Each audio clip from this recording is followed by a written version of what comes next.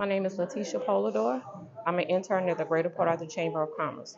This morning, we're at the Carl Parker Center, which is located at Lamar State College, Port Arthur. This morning, we're hosting the Pathway to Success Luncheon. The Pathway to Success Luncheon is a luncheon that's hosted by the Port Arthur Education Foundation, as well as the Lamar State College, Port Arthur. What the luncheon does is they honor the top 25 students from Port Arthur Independent School District, as well as students that are a part of the CATE program through Port Arthur Independent School District. The Port Arthur Education Foundation, along with some of the local refineries and other larger companies, get together and they give out scholarships. And so this luncheon is to honor those students. The program has a lot of important people here from the community. Two of our keynote speakers for this program are Dr. Mark Portery, which is the superintendent for the Port Arthur Independent School District, as well as Senator Brandon Creighton. Thank you.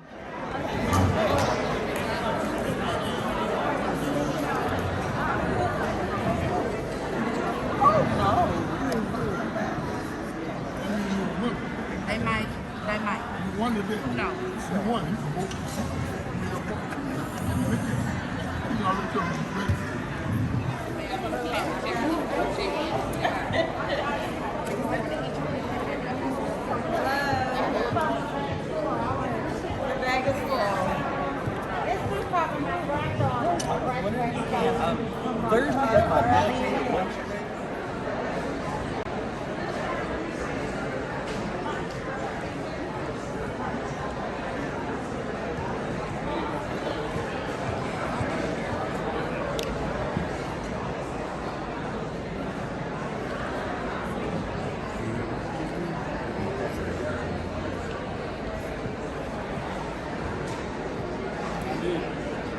Type in all those. And you type that address in, what happens? Always try to clean all the excess off of it. So it's like a little routine, and then you have creativity.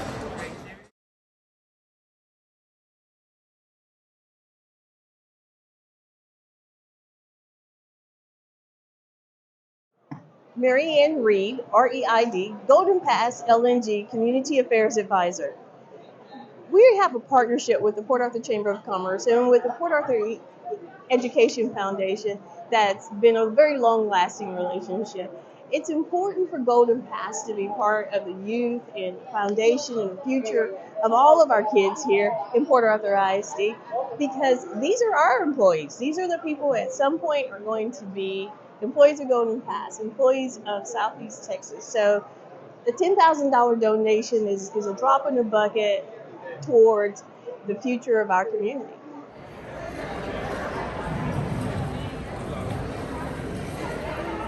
All right.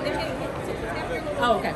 It's always just a spectacular way to get together with education stakeholders and those that support education, both public education, K through 12, and higher education at the university level and our trade schools, and just to talk about policies going forward, how we can improve education in Texas and make sure that our 21st century workforce for Texas remains the economic engine of North America. Very excited to be here today. She's hilarious. Her mother is the one that really, oh my God.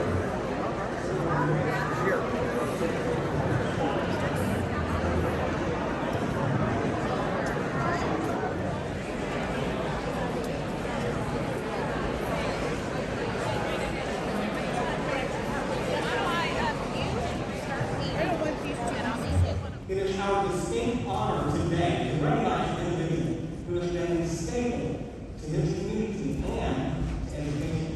This individual has spent untold hours volunteering in their capacity across local organizations. Last year, it was my honor to recognize my dear friend, Ms. Janet Klein, with this award. Now, without further ado, please help your foundation recognize our good friend and 2022 Excellence in Education Award winner, Mr. George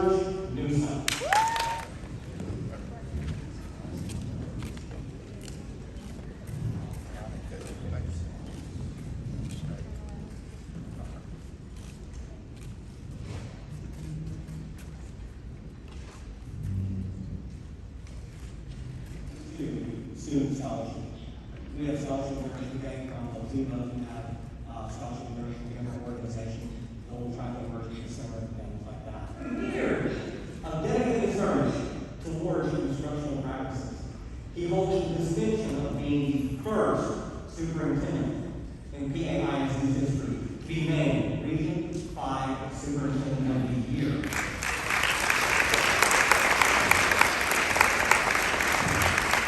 Dr. Perry was also one of the 5 finalists for Superintendent of the Year for the state of Texas. Dr. Perry.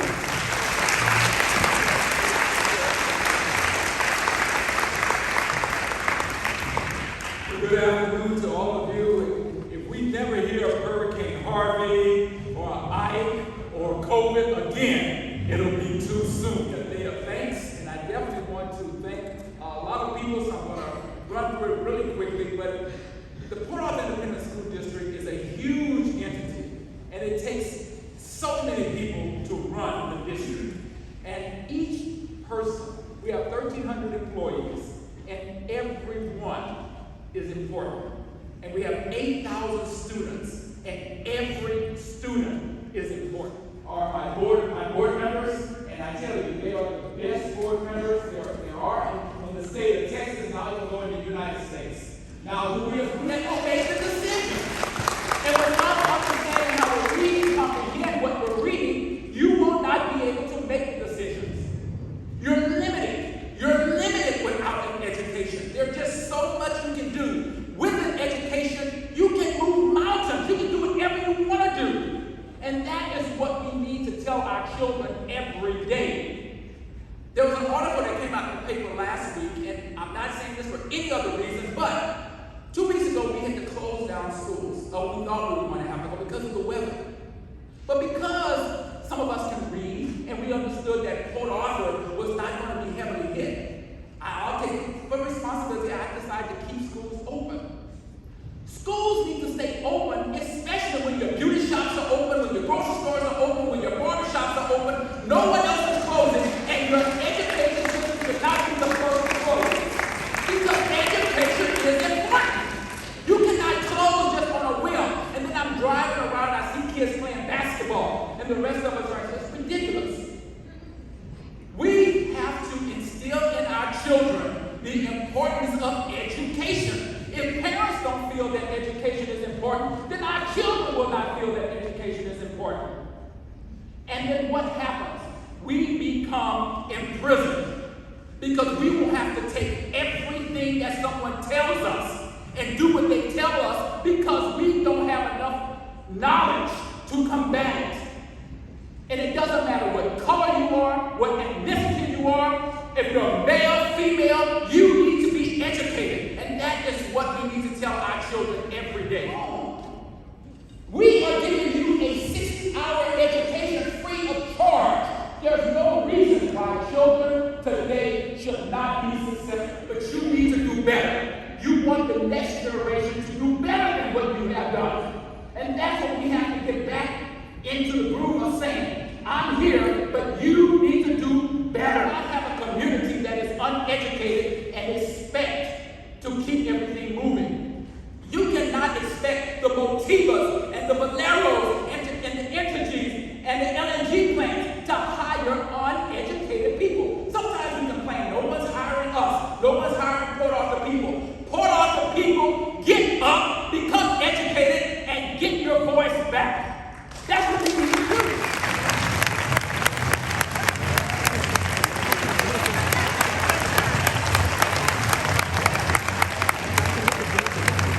Everybody good? Everybody can hear me? Yes. All right. After that invocation and that anthem, and Dr. Portery, we can call it a day, we can call it a month.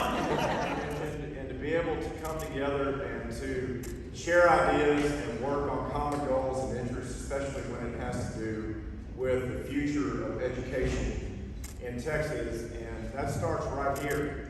And it has been a long-term goal and continued success for the foundation. And I wanted to start out by just thanking not only everyone that's here, but those that will see the video replay and those that are tuned in to those that are in attendance, those that have sponsored, the stakeholders that are consistent in their effort, and the board members that have offered their time and service, educators, administrators, from public ed and higher ed that are here to make a difference, and it will, and it has. And how it ties together with Dr. Portery's comments about our goals collectively on taking these steps forward through the tests that we face through time. We're not going to mention the name of the challenge. We don't let anyone steal our joy. And we come together and build forward on behalf of others that need help. Exactly what you did, you're not sure exactly what's coming next. You don't know what the update's going to be or what's going to be asked of you, but you certainly show up. And most of the time, hopefully 100% of the time, you say, yeah, I'm going to trade as a pipe fitter and also as an electrician's helper and work my way through community college and